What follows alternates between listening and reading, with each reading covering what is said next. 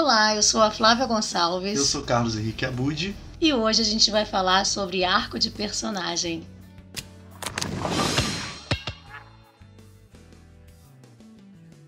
Arco de personagem é um termo usado por escritores e contadores de história em geral, seja no cinema, teatro ou nos livros, né? A gente pode chamar também de arco de desenvolvimento do personagem ou arco emocional.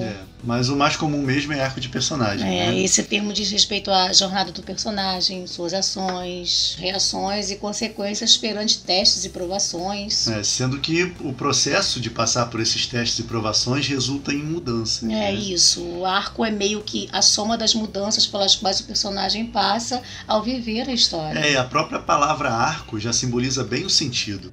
Porque geralmente a gente percebe mais o arco pensando em como o personagem inicia e termina a história, né? Comparando essas duas situações. Pois é, se você for fazer um gráfico, né, um desenho mostrando os vários estágios do personagem em cada ponto da narrativa, a gente vai ter ali um arco mesmo, né? Ou algo parecido, né? E, embora não pareça, é bem útil monitorar as mudanças do personagem, seja fazendo um gráfico, seja colocando uma escala de 1 a 10 em cada cena, dependendo de como ela afeta esse personagem. Dá para entender e resolver vários outros aspectos da história pensando no arco de personagem. E até perceber se algo não está indo muito bem, se não está funcionando ou se está fora de lugar, né? Desde o impacto emocional que a história está causando no leitor, passando pelo ritmo das cenas. Sim. Então existe um estudo bem legal sobre arco de personagem do Kurt Vonnegut, e a gente já falou sobre ele aqui no canal, né, sobre esse autor, e ele elaborou muita coisa interessante sobre o ofício de contar histórias, né, que pode ajudar bastante quem escreve. Aliás, falando nisso, aqui no canal tem uma playlist só com vídeos sobre escrita. Se você tiver interesse, a gente vai deixar aqui embaixo na descrição. Isso.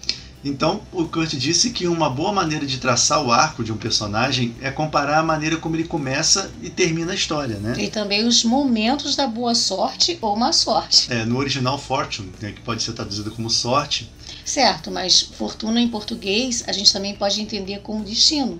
Então, bom ou mau destino tá valendo também, né? Basicamente a gente analisa se o personagem está em uma boa situação ou não. E segundo Kurt, a gente leva em conta o bem-estar do personagem, seja ele físico ou emocional, se ele subiu ou desceu de status no mundo em que ele vive. Se ele está mais próximo ou mais distante do objetivo. Então a gente vai mostrar aqui o exemplo do arco da personagem da Cinderela, né, desenhado pelo próprio Kurt.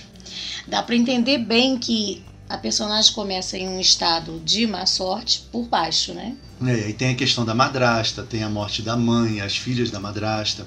Enfim, tá tudo de ruim na vida dela. Então acontece uma escalada que representa as coisas boas que a fada madrinha faz para ela, e isso alcança um ápice, onde tudo está perfeito, no baile com o príncipe. E esse momento de máxima boa sorte termina repentinamente, né? A gente tem uma queda brusca depois da meia-noite. E ela volta a experimentar maus momentos, até a curva ascendente na passagem do segundo para o terceiro ato.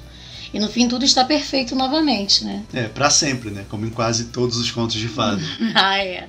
É legal fazer esse exercício com outras histórias também, né? Entender essa movimentação do arco de personagem ajuda a compreender outros aspectos da história. E isso é importante, né? Com esse exemplo mesmo de uma história não muito complexa, que todo mundo conhece, dá para perceber a maneira como o arco se movimenta ao longo da história. Mas ele não é a história em si. No entanto, se o autor dá mais atenção a ele, fica muito mais fácil resolver o conflito externo da história, assim como outros elementos que compõem a estrutura da trama.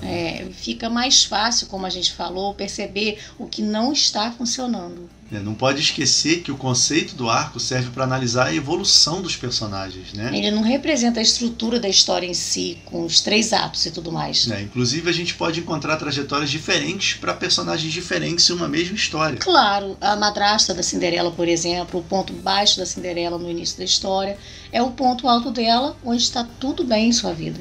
Se a gente fizer ali uma sobreposição dos arcos, a gente vai ver quase que uma inversão.